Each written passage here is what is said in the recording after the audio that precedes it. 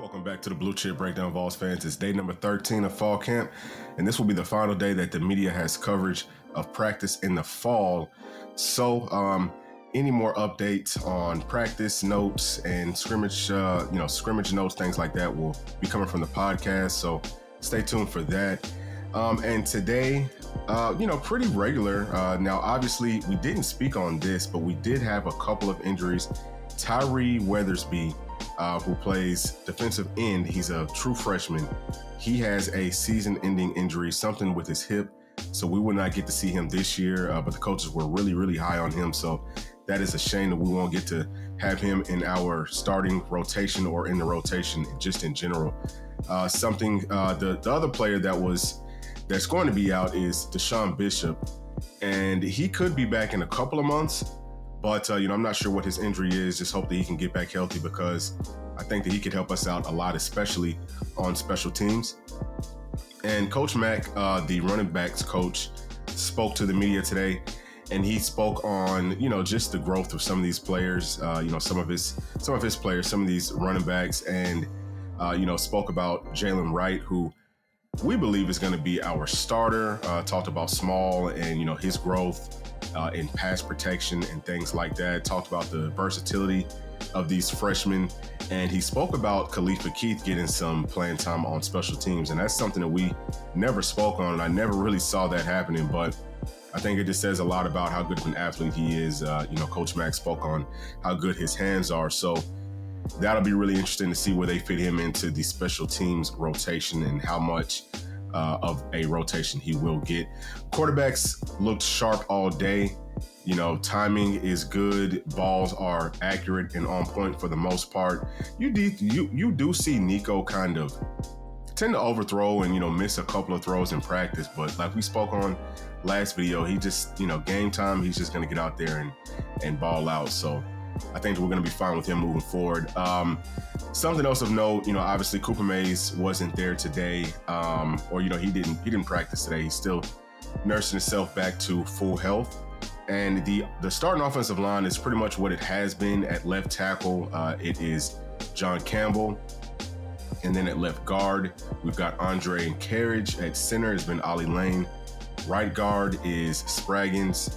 And at right tackle, we have Jeremiah Crawford. So, I think Mincy could also potentially work into that right tackle spot. Like I say pretty much every single video, we've got a lot of depth on that offensive line, even with a few injuries, a few bumps and bruises. A lot of guys who know how to play, who understand what to do, and I know that they'll be working on a couple of different combinations just to make sure that everyone can work well together, and we're going to be just fine there. Right here, back to the running backs.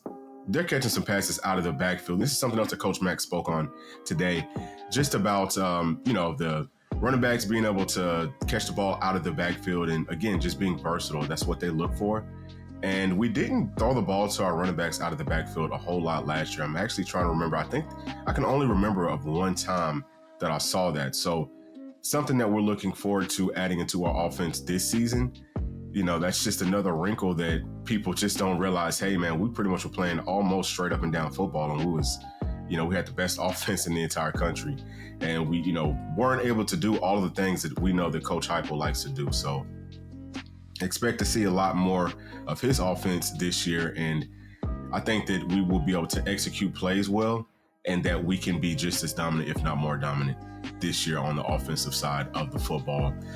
Something else of note, it sounds like David Hobbs was rotated in at defensive tackle. Now, if you go back to the breakdown that we did on Hobbs, we believe that he could be a guy that could potentially move into a tackle role, especially in pass rush situations. He's just a bigger body, a little bit of a slower twitch guy, which means more brute strength and not as much quick get off, quick moves to be able to juke people out. Nothing, there's not a whole lot of that. But as far as like a bull rush and, being quick as a tackle, he definitely has that. So I think that he gives us the most upside at that position. Be interesting to see how much more he will get a look there. I'm sure that he will probably end up working in there on third downs, especially. He's probably going to be one of our best pass rushers from that position this year as a true freshman. Something else, we spoke about Christian Charles, not, him missing a couple of days of practice. for the past week or two, and he was back out there today. He worked inside, so he's dealing with some injuries. And same thing for Jordan Thomas. He's another guy at safety or star.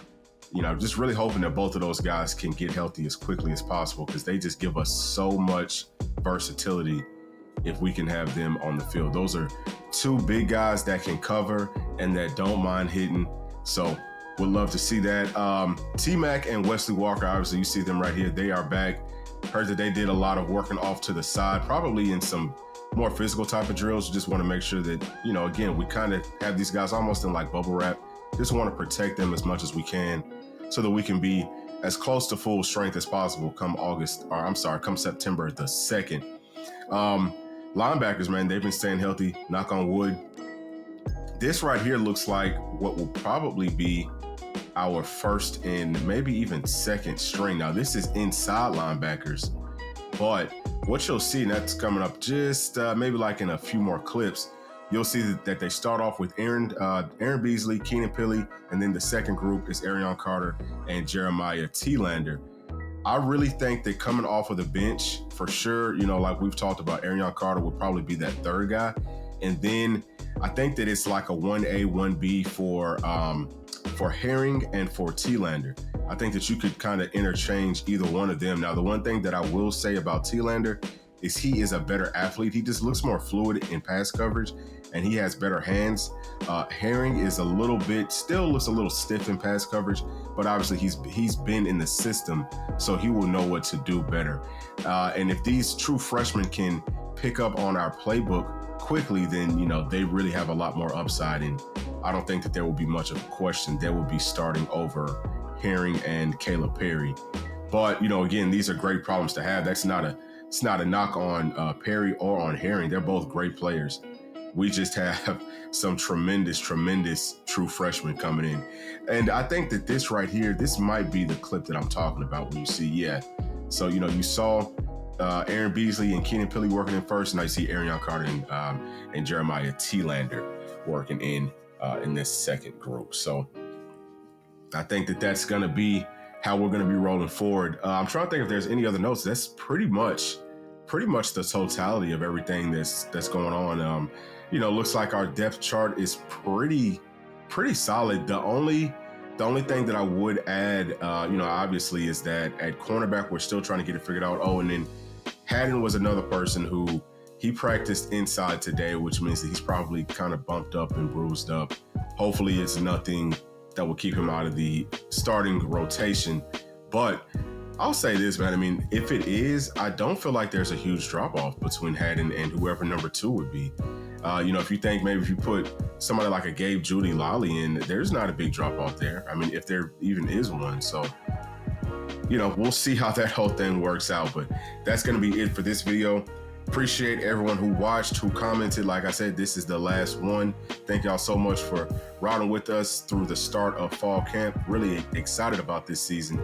And look out for some podcasts, man. We'll have some more information coming out here shortly. So as always, remember to like, subscribe, hit that notification bell, and we'll talk to y'all in a few days. Thanks. Peace.